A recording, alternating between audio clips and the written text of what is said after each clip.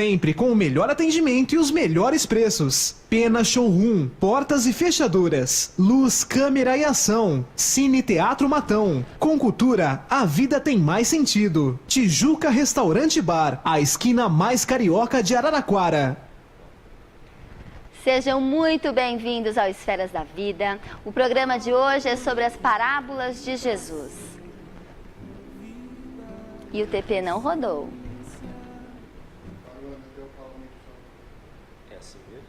Não. Ainda bem que não é ao vivo. Por isso que eu falo, quando é ao vivo dá pau, eu vou inventando, você entendeu?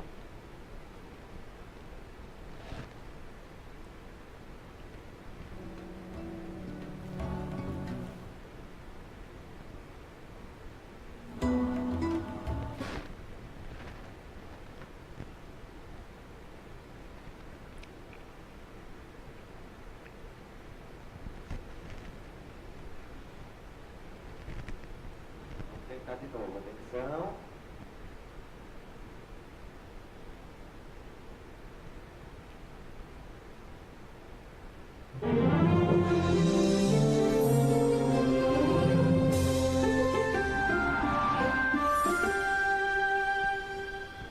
Esferas da Vida, apoio cultural, Porta Joia Lingerie, sempre com o melhor atendimento e os melhores preços. Pena Showroom, portas e fechaduras, luz, câmera e ação. Cine Teatro Matão. Com cultura, a vida tem mais sentido. Tijuca Restaurante Bar, a esquina mais carioca de Araraquara. Sejam muito bem-vindos ao Esferas da Vida. O programa de hoje é sobre as parábolas de Jesus. Nick, o que você fez? Subiu ao invés de descer. Ah, você tá lendo ali? Eu tô. Eu já organizo o programa ali, algumas coisas, entendeu? Ah, legal. Tá funcionando os dois TVs? Atenção, de novo. Tá funcionando os dois?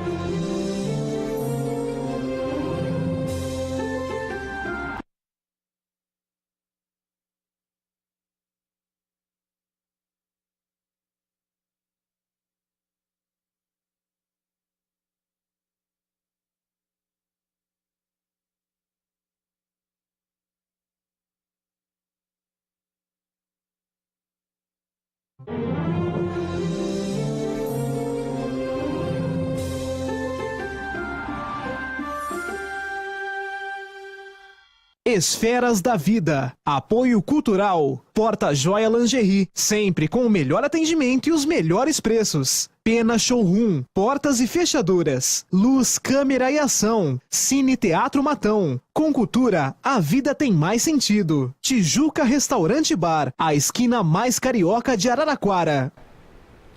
Sejam muito bem-vindos ao Esferas da Vida. O programa de hoje é sobre as parábolas de Jesus. Ensinamentos profundos, aprendizados que necessitamos até hoje. Fique conosco. A alma que é vibração, vida e essência das esferas.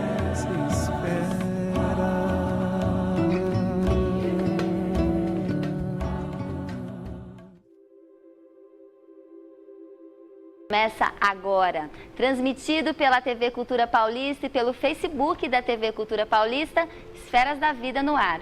E foi por meio das parábolas que Jesus buscava trazer os conceitos de caridade e moral, ensinamentos que permanecem até a atualidade.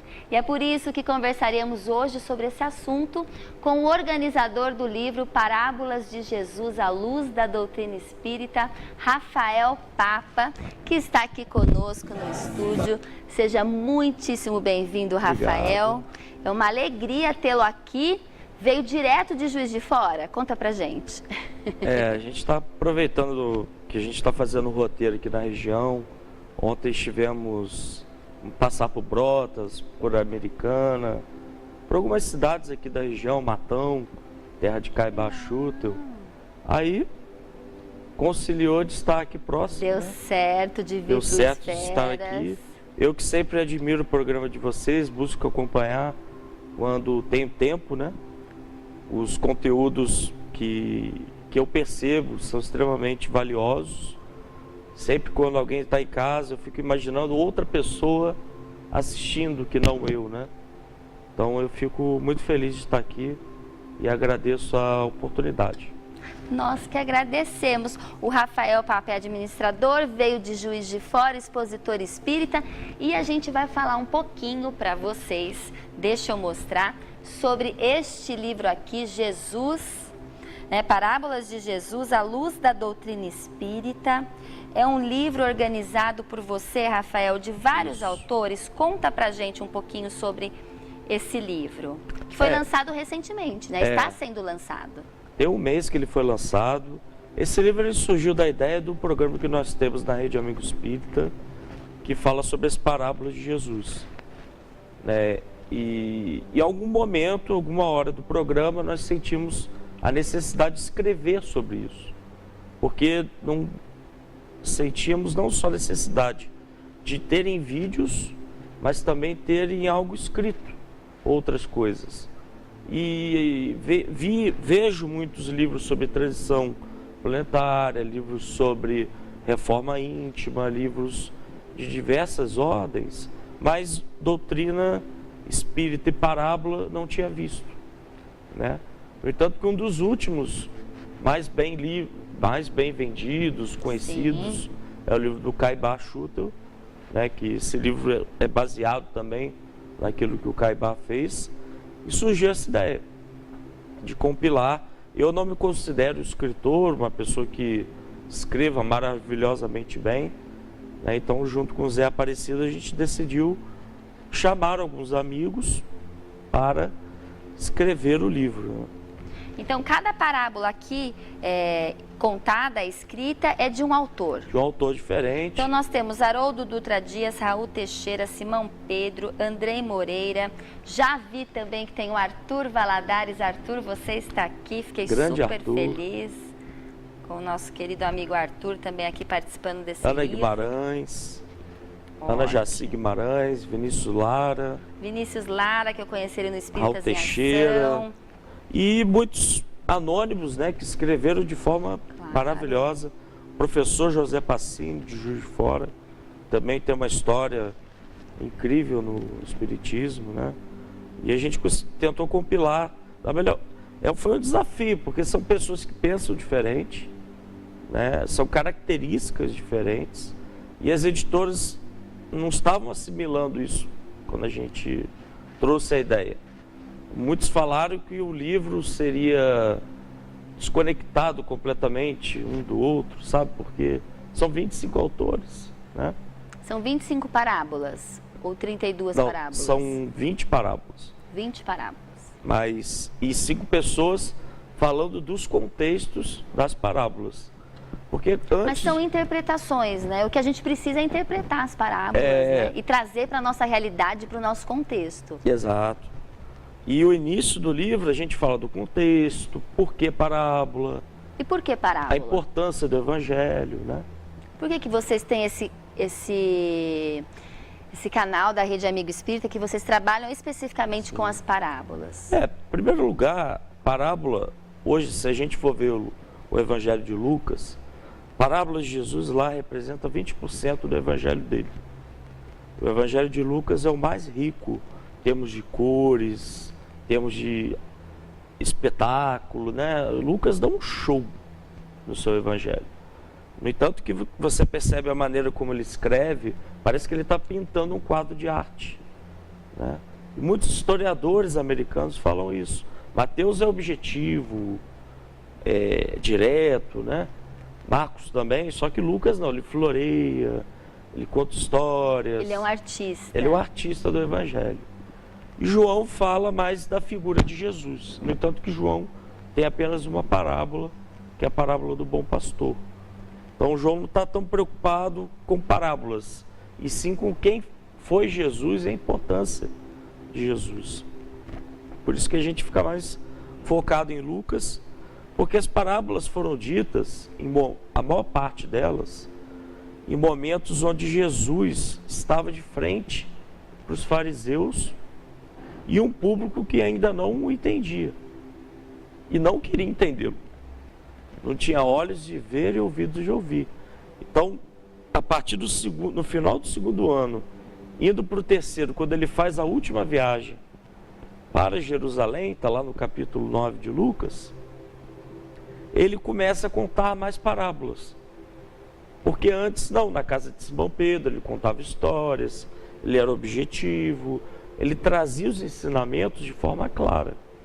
Mas quando ele começou a enfrentar um público que o via como um adversário, ele precisava contar histórias para as pessoas entenderem.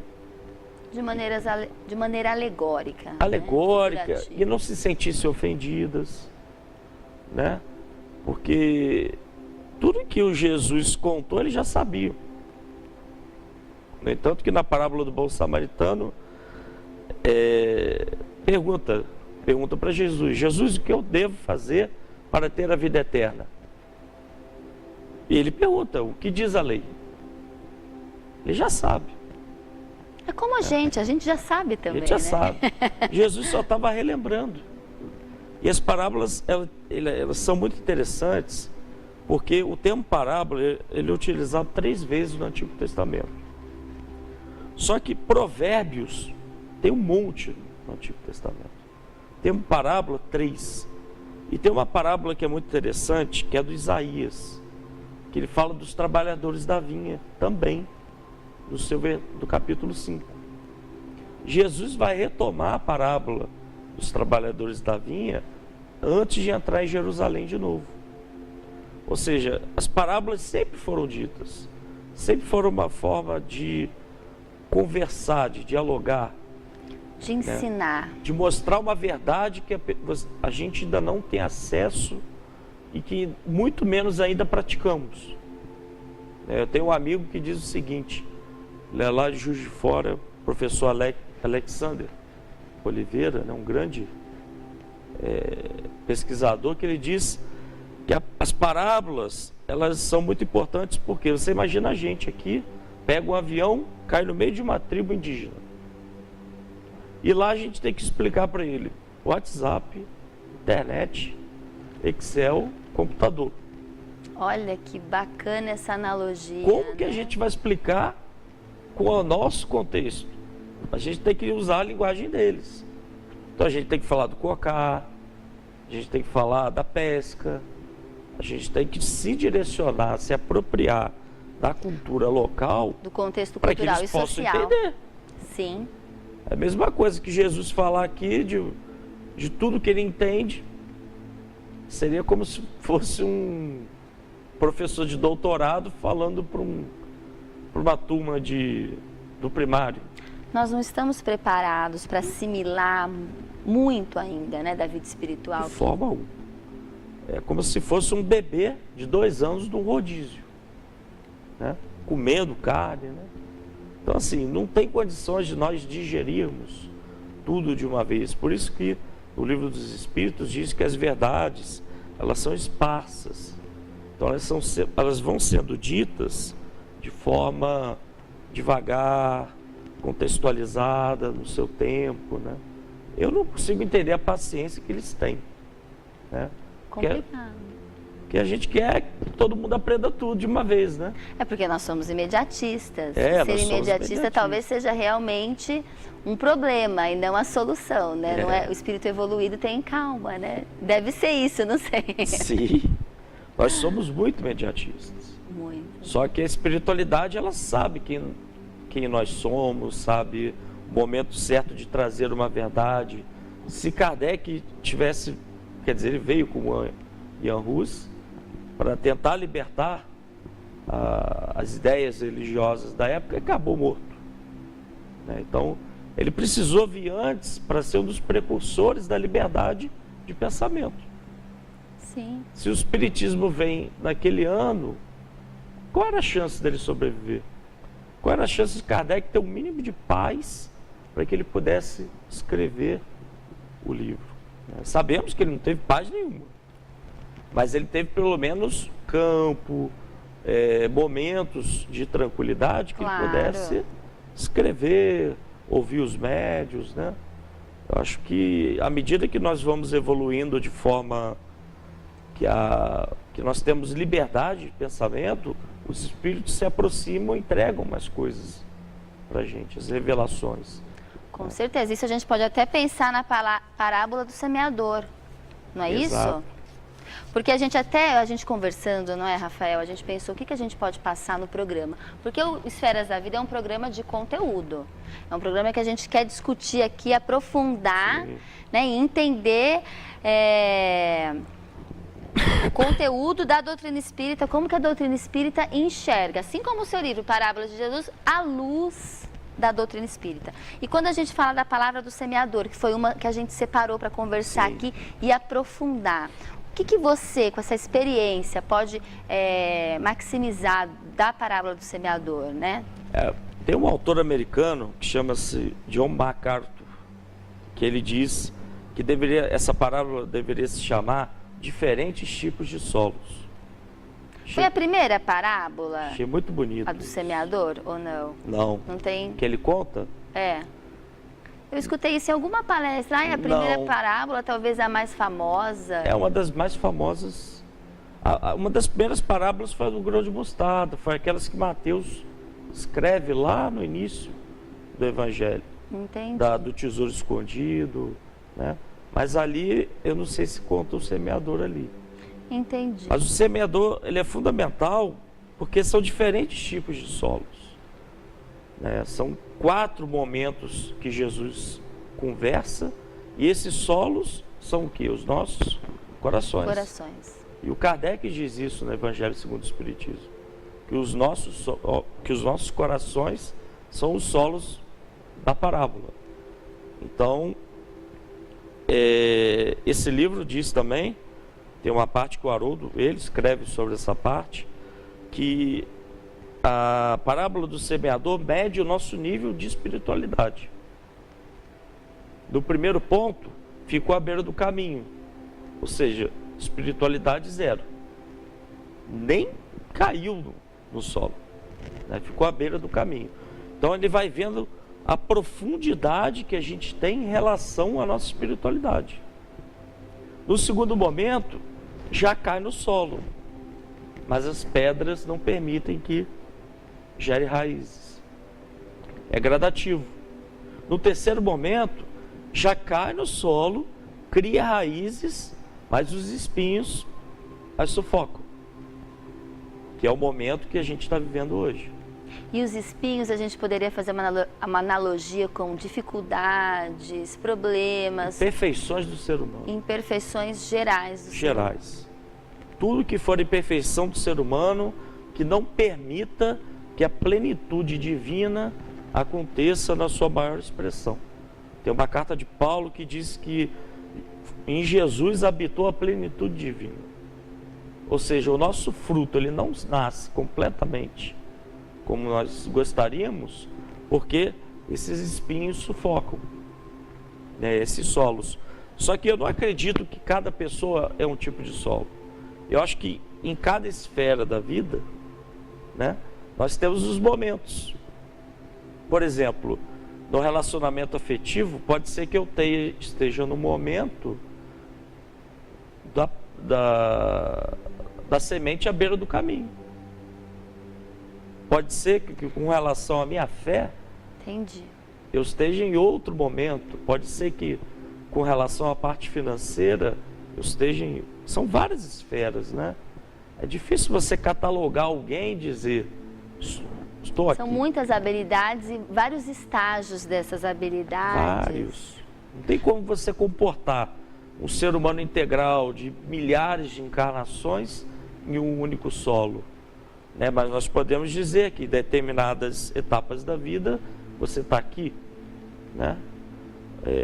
E o que eu acho interessante dessa parábola é que na realidade Jesus, né, ele saiu a semear, né, as palavras de Deus, enfim, e ele semeia para todos os seus filhos, ele não escolhe. Por mais que alguém possa estar no estágio, né, da seca, que não brotou, é para todo mundo a palavra. Tudo. Não é? Isso que é bonito, né? Não tem escolha. E o mais interessante é que Jesus é o semeador maior, né? Sim. O administrador do planeta, o gestor espiritual de tudo isso. Só que todos nós somos semeadores, num nível menor, Sim, inferior. uma faixa de atuação mais limitada, com livre-arbítrio mais limitado, mas todos nós somos semeadores uns dos outros. Então, eu semeio alguma coisa na sua vida e você semeia alguma coisa na minha vida, né? E o que acontece é isso. Jesus trouxe o Evangelho para semear entre os povos e depois agora nós vamos semeando uns aos outros. Com certeza. Não é à toa que o Emmanuel diz que Deus aparece pelas pessoas e pelas circunstâncias. Ou seja, que semente é essa? Essa semente de Deus que o próprio Jesus diz que a semente é a palavra de Deus, somos nós semeando uns aos outros, em vários momentos. Com certeza. Sempre tem alguém ali te indicando um livro, acontece de conhecer uma pessoa, Deus, né, a espiritualidade movimenta para sempre nos ajudar. Nunca estamos desamparados, não é verdade? Nunca, de forma nenhuma. E essa parábola, ela é incrível, porque ela mostra pra gente também que ninguém muda ninguém. Né? Que cada um tem sua hora de dar fruto, que cada um tem um solo, que nós devemos respeitar o solo do outro. Sem julgamentos. Sem julgamentos. E quanto mais você julga, mais você gera separação. Com certeza. Né? Rafael, a gente tem um momento Chico Xavier aqui no nosso programa. E hoje o momento Chico Xavier é muito especial. Vejam, depois a gente conversa. Vamos dar uma olhadinha.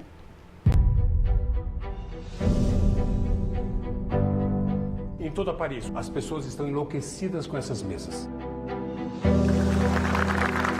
Desespero nesse mundo sombrio. Só isso poderia explicar a crença em almas de outros mundos. Vamos acabar com essa farsa.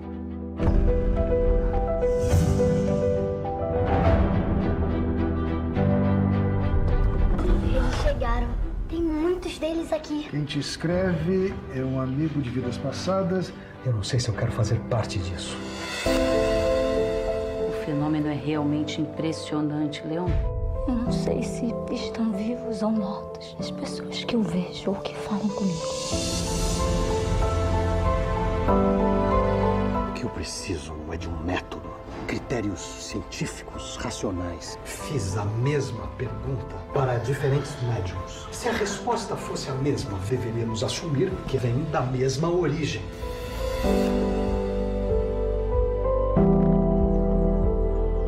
Estamos diante de uma nova e definitiva revolução. O Livro dos Espíritos. Um brinde.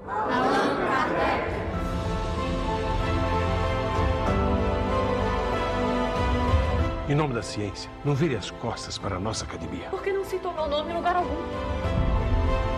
De hoje em diante, vou responder as cartas também. Afinal, somos estrelas gêmeas.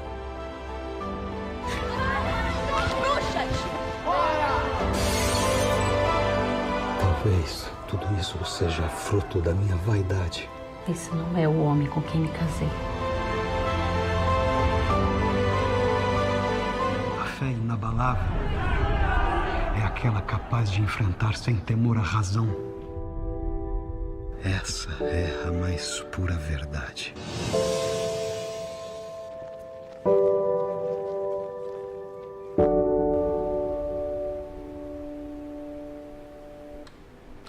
Kardec, o filme, dia 16, daqui 2 dias, nos cinemas. É um privilégio poder passar esse trailer aqui e mais. Nós, aqui do Esferas da Vida, receberemos terça que vem, dia 21, o Wagner de Assis. Estaremos aqui ao vivo, muito felizes de ter o Wagner de Assis, produtor, diretor do Kardec, o filme, para estar juntinho aqui de vocês, do Esferas. Então não percam, próxima semana, Wagner de Assis aqui com a gente para contar tudo sobre Kardec, o filme. E a gente vai para um pequeno intervalo e a gente já volta com mais Esferas da Vida.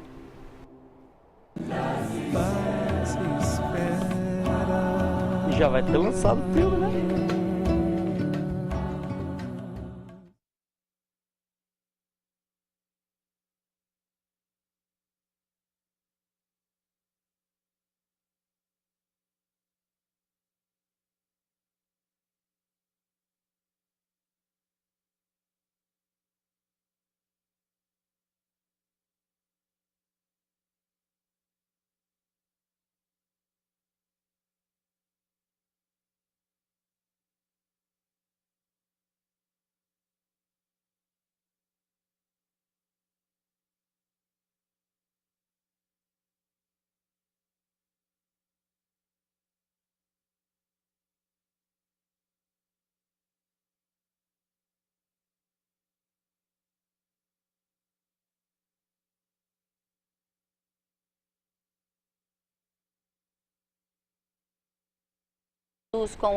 Com o Rafael Papa, aí eu vou fazer o meu merchan da Editora Clarim e vou voltar a conversar com você. Eu vou falar assim, Rafael, você faz bastante palestras, perguntar o que você vê de demanda, aí eu vou colocando as parábolas no meio, pode ser? Vai, não, tá. Então vai, eu vou... Se eu não souber, peço ajuda aos universitários. Se você não souber, a gente para e refaz, pelo amor de Deus.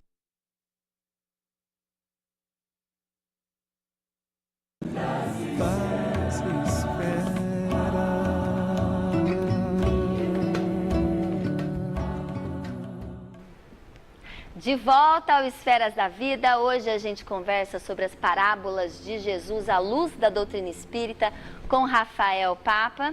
Mas antes, para você que quer saber sempre um pouquinho mais da doutrina espírita, vamos para a nossa dica de leitura, o jornal O Clarim, que esclarece didaticamente todos os tipos de assuntos espíritas, e também a Revista Internacional de Espiritismo, que é uma das revistas mais respeitadas no meio espírita, pela qualidade, profundidade de seus textos, expandindo sempre o conteúdo religioso para explanações filosófico-científicas.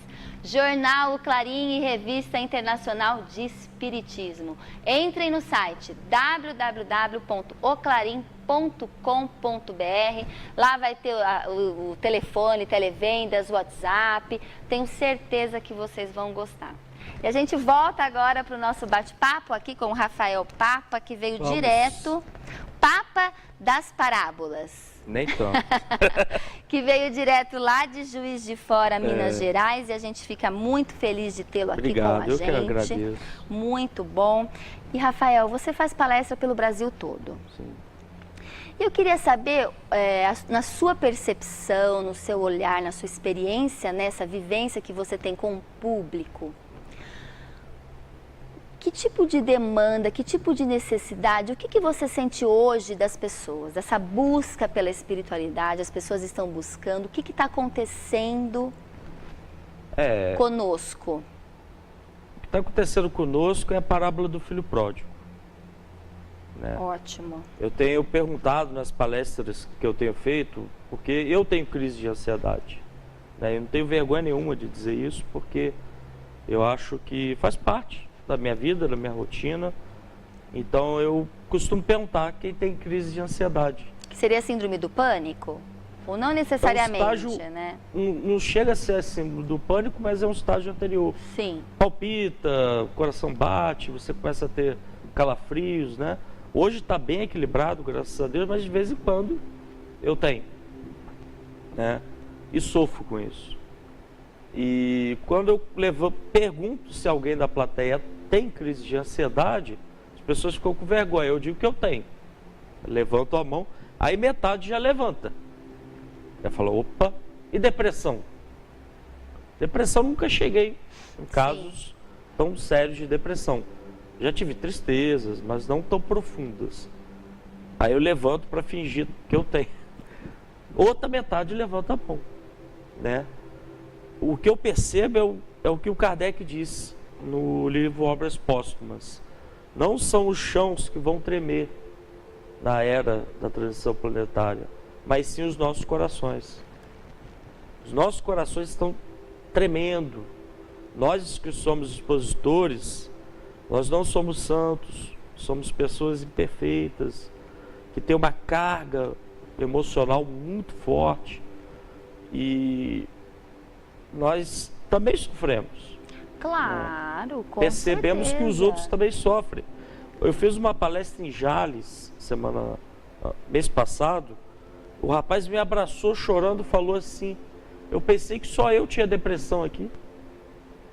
Falei, você achou isso? Achei. Falei, poxa, mas agora você sabe que você tem um monte de amigo, né? E é engraçado. Porque a gente quer viver um não, mundo né? perfeitinho, um mundo cor-de-rosa que não existe. Né? A gente quer mostrar aos outros uma felicidade que a gente ainda não conquistou, sendo que a verdadeira humildade é quando a gente reconhece a fase que a gente está e para onde a gente quer ir. Porque o primeiro passo é realmente se enxergar, né? Se entender, se conhecer. Proposta de Santo Agostinho, enquanto encarnado e depois de desencarnado, né? Porque o Santo Agostinho tinha essa proposta. Quem lê lá o livro Confissões de Agostinho, vê que ele tem essa proposta do autoconhecimento, mas é uma proposta real. O que eu percebo é que nós precisamos ser mais sinceros conosco. E você comentou da parábola do filho pródigo, e eu assisti uma palestra do Haroldo Dutra Dias da parábola, e ele fala bem algo aqui que eu até anotei, que ele fala bem seriamente que o filho que ficou, que é o filho mais velho, porque a gente acredita que o esbanjão, que foi embora, que abandonou o pai, que desrespeitou, é o filho pródigo. E ele fala, o que ficou, ninguém percebeu que ele é o filho pródigo, porque ele ficou, ele era respeitoso, obediente, seguia regras, mas ele não aceitou. E ele pergunta para a plateia, será que você não é o espírita ou qualquer outra religião, o filho mais velho que acha que está na casa de Deus, porque o filho mais velho achava que estava na casa do pai dele, então ele estava certíssimo, como se aquela atitude fosse a correta e o resto não interessava. Sim. Que você acha que está na casa de Deus, mas não está. E isso eu achei tão profundo, porque às vezes, né, a gente acredita que vai ao centro, que vai à igreja, que vai ao culto, independente de qual religião nós sigamos, né? E a gente acha que é o suficiente ir lá tomar um passe, mas estar na casa de Deus não é necessariamente ir ao centro espírita, né? É comungar realmente com os verdadeiros valores divinos, e isso que é mais importante. Isso que falta, que dá esse vazio às vezes, não é? Sim. O Haroldo foi muito feliz, né? Acho que sempre as interpretações do Haroldo são muito felizes, e a gente pode perceber que o outro filho também é pródigo, porque no início da parábola, se você abrir, ele fala, dividiu a herança entre os dois. Ou seja, o outro também aceitou. Claro, O que lhe pegou a herança foi embora para uma terra longínqua, mas o outro também não negou a herança. Ele pegou. Ah, não sabia desse detalhe da herança do outro também. Porque quando você lê a parábola, tá lá. Pegou, pediu a sua parte, ele distribuiu, né, entre os dois. Ah, sim. Então, assim, esse que ficou também recebeu. E existe um simbolismo espiritual de quando a gente pede a nossa herança a Deus, que é esse Senhor, é quando nós queremos as coisas fora do tempo que a gente tem. Isso que é importante, é trazer esses ensinamentos, né? Realmente, às vezes a gente pede o que a gente naquele momento não precisa. Não precisa. Ou não pode, ou não... Né? A espiritualidade até faz de tudo para não acontecer, porque vai piorar na nossa escala de evolução espiritual. Sim. Não é isso? Todos nós temos um planejamento reencarnatório, a gente vê isso com mais profundidade nas obras do André Luiz. Só que quando a gente quer muito uma coisa e a gente acaba atropelando as circunstâncias, nós somos filhos pródigos. Porque a palavra pródigo do grego é ázotos. E ázotos quer dizer alguém que dissipa alguma coisa ou alguém que também é desobediente. Então são pessoas que são desobedientes perante a lei de Deus. Aí eu te pergunto, quem é desobediente perante a lei de Deus? Todos nós. Todos nós. Porque a partir do momento Infelizmente. que eu não ofereço um perdão, pode ser um perdão raso, um perdão mais superficial, eu estou sendo contra a lei de Deus. A partir do momento que eu não cometo a caridade com o próximo, mais próximo, eu também estou sendo alguém que se rebela contra a lei de Deus. Então são várias formas de se rebelar. Algumas são mais extravagantes, né? Como o alcoolismo, como a compulsão por comida, como as drogas. Então a gente fica muito preso, nossa, esse é o filho pródigo, né? Mas todos nós somos filho pródigo. Sim. E nós não, o que o Haroldo diz aí é muito importante, porque quando alguém que erra volta, nós não aceitamos. A maior parte de nós, dentro de si, fala assim, poxa, ele vai voltar? Ele, depois de errar tanto, ele tem direito de recomeçar? Só que a misericórdia de Deus é muito maior do que é gigantesco. Do que o nosso pensamento, o nosso conhecimento. Eu costumo dizer que nós ainda não temos a mínima ideia do amor de Deus sobre nós. Porque se nós somos imperfeitos, nós ainda temos um véu que não nos permite ver Deus da forma como Ele é, da maneira como Ele é. Jesus conta a parábola do filho pródigo porque os fariseus da época queriam acabar com os pecadores, queriam acabar com as prostitutas, queriam acabar com os publicanos, queriam que eles fossem para os piores lugares do mundo. Por isso ele conta a parábola do filho pródigo, porque ele está dizendo que todos nós temos direito de recomeçar. E através da reencarnação a gente descobre que nós temos mesmo, querendo a gente ou não, inclusive o seu pior inimigo. Todos somos filhos de Deus, do pior. Inclusive a pessoa que mais te feriu, ela tem direito de recomeçar.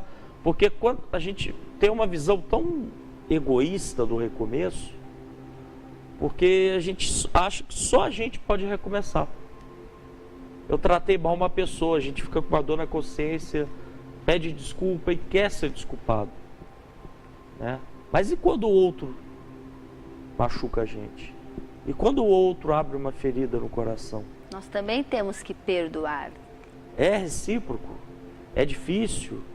E também tem a hora do perdão, nem sempre o perdão ele vai acontecer de uma hora para outra. Existe verdadeiro, existe uma... Importante é que existe uma vontade, um desejo, né? E esse filho, esse irmão que ficou, são os religiosos. São claramente os religiosos da época de Jesus que não aceitavam o retorno dos pecadores aos braços de Deus. E o mais interessante que ele também fala, que ele fala assim, a parábola deveria chamar o pai pródigo. Não, ele falou pai pródigo. Por que pai pródigo? Aí eu comecei, né? Porque o pai é muito pródigo de amor, de misericórdia, de perdão, que é Deus, né? Então eu achei tão bonita essa associação, porque o pai é pródigo, mas não da maneira negativa, Sim. né? Ele esbanja amor, ele dissipa amor, dissipa perdão. E é uma analogia com Deus, na realidade. O pai aqui está no lugar de Deus. E Deus é o que você acabou de falar, realmente. Deus, a gente não tem noção do tamanho do amor de Deus para com a humanidade. Eu tenho costume de falar em algumas palestras, eu pergunto se as pessoas gostam de Herodes. Eu pergunto a você gosta dele? Herodes matou 2.000 crianças. Sim. Na verdade, os primeiros mártires do cristianismo foram aquelas 2.000 crianças que morreram antes. Na verdade, elas encobriram Jesus, né? Elas se entregaram. É que a gente acaba não julgando, né? Sabendo de todo esse... Claro que foi uma infelicidade tremenda. Muito grande. Falar, eu gosto do que o Herodes fez. Mas a gente não sabe o que a gente também fez naquela época. Por isso que eu falei, gostar ou não é questão de gostar ou não dele, né? Só que depois eu vou ler o livro Solar de Apolo, de Zeu da Gama, eu descubro que Herodes, depois de séculos de sofrimento, ele se redime e assume a figura de Vicente de Paulo. Você fala, não, Herodes, Vicente de Paulo, não tem direito. Por quê? Um assassino tem direito a melhorar? É só pensar em Paulo de Tarso, né? Então assim, ou a gente nega Paulo, a gente nega Vicente de Paulo, a gente nega Que na mesma reencarnação. o Emmanuel, que foi o bisavô dele mesmo, do livro há 2000 anos. Né? A gente tem uma mania muito grande de julgar os nossos antepassados, só que nós mesmos podemos ter sido Com certeza. aquelas com pessoas certeza. que nós estamos julgando. Porque existe uma teia, né? O que chama de uma teia espiritual na família, né? E a gente precisa permitir que os outros recomecem. Por isso que hoje a gente tem uma maturidade maior antes de julgar qualquer tipo de atitude de qualquer irmão. Claro que não é que a gente aprove, obviamente que existem atrocidades, né? Mas a gente também sabe que boa coisa a gente já não foi, não é verdade? Estudando um pouquinho. O espírito de Dona Laura, no mundo espiritual, só teve acesso aos últimos 300 anos das coisas que ela fez. Falar para ela, não passa daqui não. Você não vai gostar, você não está preparada, você não tem equilíbrio nenhum para ver isso. Quer dizer, gente, 300 anos. Imagina a gente há 300 anos. Com certeza. Como deve ser doloroso ver as coisas que fizemos, porque, de fato, somos seres que estamos saindo da parte primitiva, espiritual, para a angelitude vai demorar. E esse caminho é comum que a gente cometa erros. É comum. Com certeza. Por isso que a gente não pode julgar, né? E não cada pode. um no seu estágio. Você não sabe quem é aquela pessoa, quem está por trás dela. Com certeza. A gente tem que ir para um pequeno intervalo super breve. A gente já volta com mais Esferas da Vida. Fique aí, não sai daí não.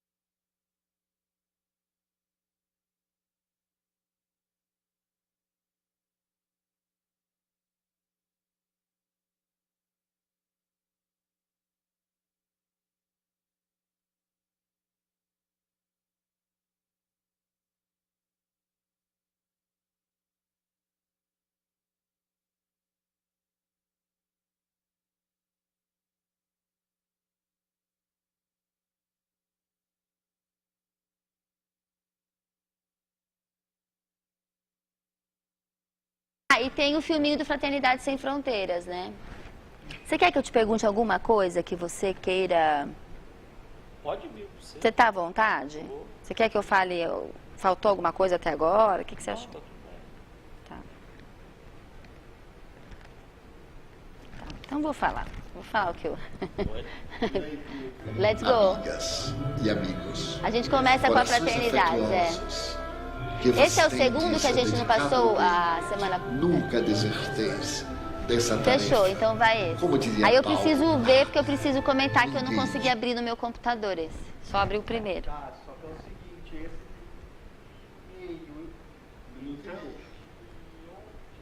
De 12 eu tiro 2 minutos. Eu tenho 10 minutos de conversa. Não, deixa 12, porque vai passar o filme, não vai? Vai passar o filme ou não? Estou toda picada. É o segundo do Divaldo. E põe no TP o que eu vou falar do Fraternidades, que eles me mandaram certinho para eu falar o que eles querem.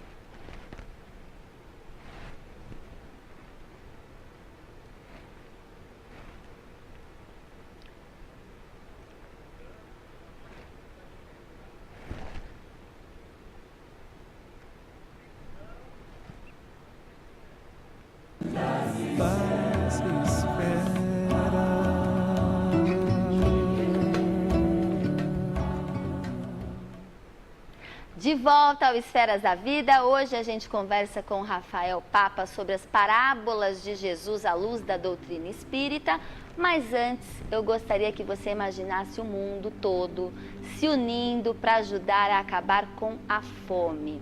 É um movimento que se formou, que está se formando com este sonho. Chama-se Fraternidade Sem Fronteiras. A Fraternidade Sem Fronteiras não tem vínculos religiosos, políticos ou de nacionalidade. Ela convida a todos se unirem como um só povo, um só coração e juntos ajudarmos a vencer a fome. A Fraternidade já acolhe mais de 15 mil pessoas, serve mais de 428 mil refeições, perfura poços artesianos, leva esperança e muito afeto para quem antes tinha fome e não sonhava. Um dos apoiadores desse trabalho transformador é o humanista Divaldo Franco. Ele apoia e convida a todos nós vivermos a fraternidade sem fronteiras. Vamos escutá-lo. Amigas e amigos, corações afetuosos, que vos tendes dedicado ao bem, nunca deserteis dessa tarefa. Como diria Paulo, ninguém jamais me afastará do amor do Cristo. Que possamos transformar a fraternidade sem fronteiras em nossa bandeira de ação, seja fora da nossa fronteira nacional, seja das fronteiras do sentimento, seja das criaturas que choram, mas também daquelas que silenciosas padecem dores ou crises. Aqui estão a fraternidade, o amor e a ternura para enxugar todas as lágrimas.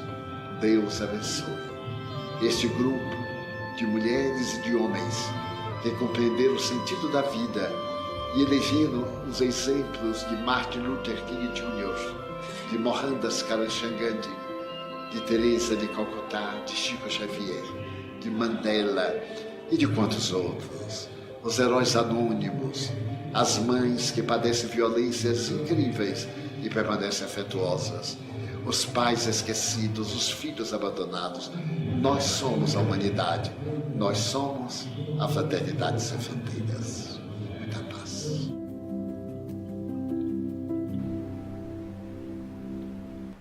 E você, quer ajudar também a vencer a fome no mundo? Seja um padrinho da Fraternidade Sem Fronteiras.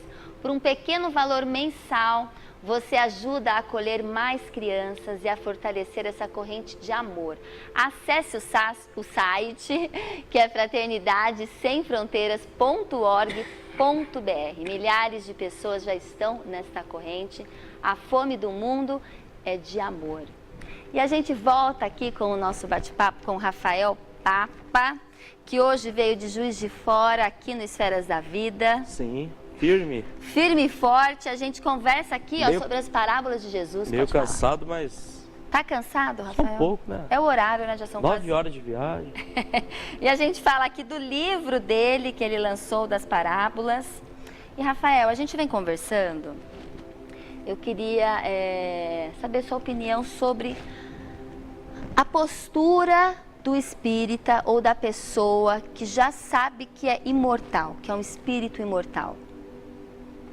Como que a gente deveria se comportar? Porque a gente tem, né, as pessoas, né, os espíritas, tem todo esse conhecimento da imortalidade da alma, da evolução, desse momento de transição, momento nosso de transição. Nós estamos em transição, em reforma íntima. E por que é tão difícil não se ver matéria, né? Sair da matéria e se enxergar como um espírito imortal? É porque nós ainda estamos, na verdade, na minha concepção, percebo que nós ainda pensamos muito mais como homens do que como espíritos. Sim. Porque a nossa parte cognitiva já leu o livro dos espíritos, já leu o livro dos médios, já leu o céu e o inferno, já participa de reuniões mediúnicas, mas sentir-se como espíritos é totalmente diferente. E a gente pode observar isso no livro do Frederico Figner.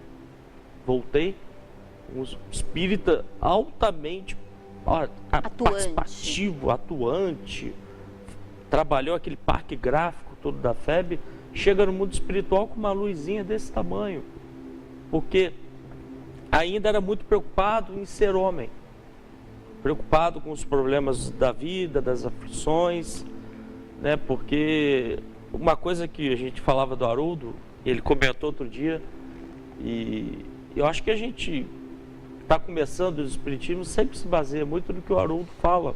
Sim. Porque nós queremos o mérito do Bezerra de Menezes, nós queremos o mérito do Chico Xavier, de chegar lá no mundo espiritual ser abraçado por Jesus, queremos o mérito do Divaldo, mas nós não queremos o choro deles, passar pelo choro deles. Porque para vencer e se espiritualizar é um processo doloroso. Dói. Dói bastante. A gente tem que sair da percepção humana, né? Esquecer os preconceitos, esquecer as cores, esquecer religiões, né? A gente não pode ver uma pessoa de outra religião como um adversário. Jamais. Nós não podemos ver outra pessoa de outra cor como adversário. Jamais. Isso é espiritualizar. Isso é você se enriquecer, né?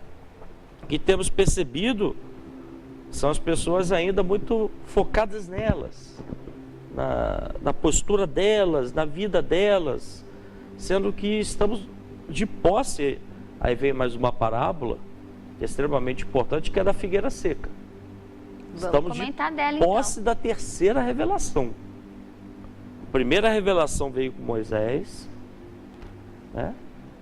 Quantos profetas falaram da vida do Messias? Zacarias diz que o Messias entraria no jumentinho dentro de Jerusalém. O que Jesus faz? Chama o jumentinho, sobe dele e entra. Ó, vou devolver, viu? Ainda fala assim. Porque ele está cumprindo a profecia. Os profetas já vão nos avisando. Isso são investimentos espirituais. Sim. Há anos. Que estão sendo feitos na nossa geração há milhares de anos. E quando Jesus vê a figueira seca, ele não está dizendo da figueira que secou, ele não está preocupado com a vegetação da figueira. Ele está dizendo de uma geração que recebeu todos os investimentos espirituais e não gerou fruto. Né? E Rafael, você não tem que se preocupar com a evolução. Porque o mais importante é o resultado, é o fruto do outro, mas a gente tem que se preocupar em dialogar sobre a nossa posição de espíritas, né? Sobre o nosso comportamento de espíritas. Como seremos vistos daqui a 500 anos? Quando todos do mundo souberem que a terceira revelação foi o Espiritismo e tudo começou aqui. Como seremos vistos há 1000 anos? Seremos igual o povo hebreu que virou as costas para Jesus? Ou seremos o povo que se redimiu? Ou seremos o povo que aproveitou desse banquete espiritual para cumprir a sua função e a sua missão na Terra. Porque no livro Roteiro está escrito que a função da Alemanha é a indústria, a função dos Estados Unidos é também a parte da indústria tecnológica, a educação nos japoneses, mas do Brasil, o objetivo espiritual é a redenção do homem, das suas falhas, das suas imperfeições. Fala que o Brasil é a pátria do Evangelho? Isso, é exatamente. Isso? E do Evangelho, que fique claro, não do Espiritismo, não, né? do Espiritismo. O Evangelho de Deus. É isso que é importante falar, né? E nós temos uma oportunidade única, uma terceira revelação, os Espíritos comunicando com a gente de novo, né? Falando assim, vai lá, ama, ajuda, seja próximo do seu próximo, né? E eu fico preocupado comigo, a princípio, com o que eu vou fazer com isso?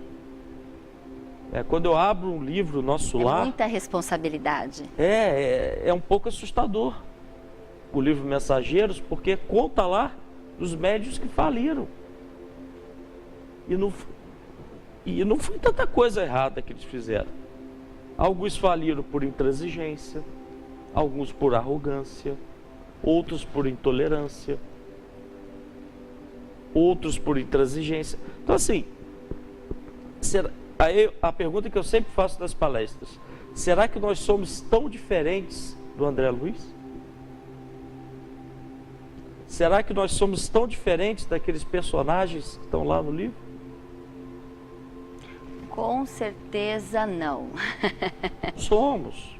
Aquilo ali foi feito para nós, porque nós somos os espíritos mais necessitados de todos os tempos. Os espíritos que passaram nas cruzadas, passaram nas guerras, passaram em Roma, juntou tudo e mandou para cá. Somos os repetentes. Somos os repetentes. Rafael Papa, a gente tem um minutinho para finalizar o programa. Já? Ai, já. Você viu como passa rápido? Eu falei, não precisa ficar preocupado, porque passa rápido isso essa vida. O papo é bom, né? Espero que você tenha gostado. Muitíssimo obrigada pela sua participação. Que quando você vier aqui pertinho de Araraquara, por favor... Vem correndo. Estamos de braços abertos aqui e a gente continua com o convite para vocês. Próxima semana, Wagner de Assis, produtor e diretor do Kardec, o filme, aqui no Esferas da Vida. Até a semana que vem, um super beijo para vocês e a gente se vê.